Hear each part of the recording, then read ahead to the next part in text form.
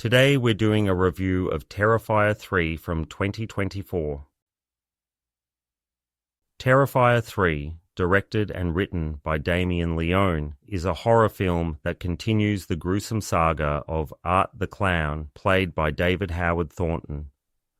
Set in the fictional Miles County, the movie unfolds on Christmas Eve, a time typically associated with joy and peace, but here it becomes a backdrop for chaos and carnage. Art the Clown, a character known for his sadistic and silent demeanor, returns to unleash terror, despite having been decapitated in the previous installment. This film, like its predecessors, is not for the faint-hearted as it pushes the boundaries of horror with its graphic violence and unsettling imagery. The film picks up 5 years after the events of Terrifier 2, with Sienna Shaw, portrayed by LaVera, trying to recover from her traumatic encounter with Art.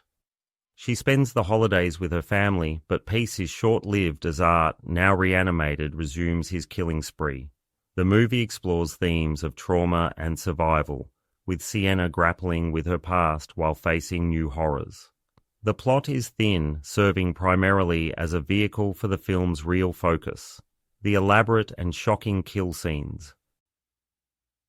Terrifier 3 is a splatterfest that revels in its gore, with practical effects that are both impressive and stomach-churning. The film's makeup and effects team deserve credit for their work, which rivals that of classic horror films from the 1980s.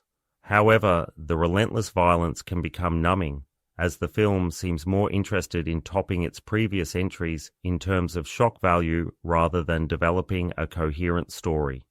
The movie's runtime of over 2 hours feels excessive, with scenes of dialogue and exposition that do little to advance the plot or deepen the characters. One of the film's more intriguing aspects is its setting during Christmas, which allows for a subversion of holiday imagery. Art the Clown dons a Santa suit, creating a jarring contrast between the festive season and the film's dark themes. This choice adds a layer of visual interest, though it remains largely superficial, as the film does not fully explore the potential of this juxtaposition. The performances in Terrifier 3 are a mixed bag. David Howard Thornton continues to deliver a chilling performance as Art, using physicality and pantomime to create a menacing presence. LaVera brings emotional depth to her role as Sienna, though the script often undermines her efforts with clunky dialogue and underdeveloped character arcs.